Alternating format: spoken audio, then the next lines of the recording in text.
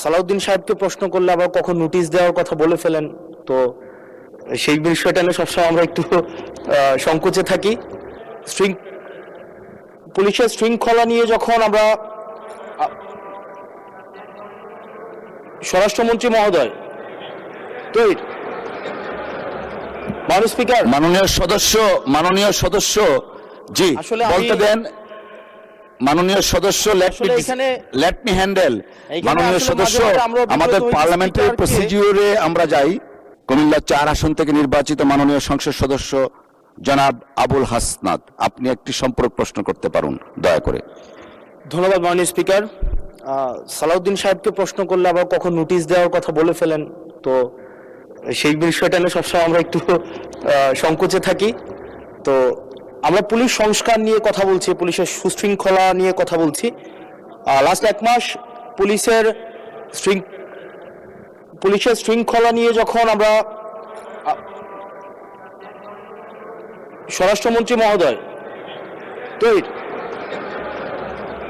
Speaker, মাননীয় সদস্য জি আসলে বলতে দেন। মাননীয় সদস্য লেট মি হ্যান্ডেল। মাননীয় সদস্য, আমাদের পার্লামেন্টারি প্রসিডিউরে আমরা যাই। মাননীয় স্পিকার, আমরা যখন পুলিশ সংস্কার নিয়ে কথা বলছি, মাননীয় স্পিকার, মাননীয় সদস্য আপনি দয়া করে বসুন। আমরা আশা করছি পরবর্তীতে আমরা সকল সদস্যগণ সংসদীয় যে নর্ম আছে, প্র্যাকটিস আছে, সেটা মেনে চলবো। Thank you. Yes, thank you মাননীয় স্পিকার। মাননীয় স্পিকার, পুলিশ সংস্কার নিয়ে যখন আমরা কথা বলি বা পুলিশের যে বিষয়গুলো, তৃণমূলের কিছু পুলিশের অনেক সমস্যা রয়েছে ইনস্ট্রুমেন্টাল। যেমন পুলিশকে যখন তদন্ত করতে পাঠানো হয়, ওই তদন্তের খরচ কিন্তু থানা থেকে দেওয়া হয় না, আর যেটা দেওয়া হয় সেটা কিন্তু অপ্রতুল। আমরা যখন পুলিশকে একটা কাজ করতে দিচ্ছি কিন্তু বাজেট দিচ্ছি না, পুলিশের একটা কালচার প্রচলিত রয়েছে, সেটা হচ্ছে ম্যানেজ করে নাও। এই ম্যানেজ করতে গিয়ে দেখা যায় পুলিশ দুর্নীতির বিভিন্ন কাজে তারা কনভেনশনালি জড়িয়ে পড়ে।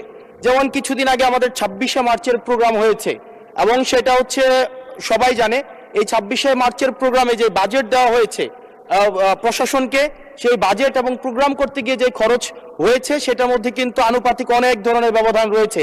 তখন যে কাজটা করতে হয়, পুলিশ ব্যবসায়ী থেকে, তারপর হচ্ছে তার এলাকার বিভিন্ন প্রতিষ্ঠিত মানুষ থেকে কিন্তু অর্থ উঠাতে হয়।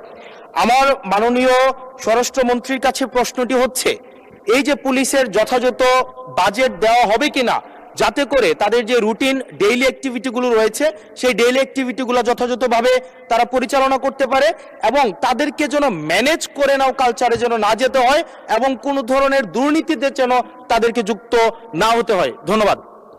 আর একটা বিষয়, যদি সম্বোধন করার ক্ষেত্রে যদি ভুল হয়ে থাকে সেটা আমি অ্যাকনোলেজ করছি, কারণ আমার এই সংসদে আমি আসছি, আমার 27.5 বছর বয়স। সেখানে মাননীয় স্বরাষ্ট্রমন্ত্রী যখন সংসদে এসেছেন 1991 সালে, আর আমি জন্ম হয়েছি 1998 সালে। তো সেই জায়গাতে যদি কনভেনশনাল যে ভুল আছে, আমরা সেগুলো সংশোধন করতেও রাজি। যখনই আমাদেরকে নোটিশ করবেন আমরা সেটাকে সংশোধন করে নেব।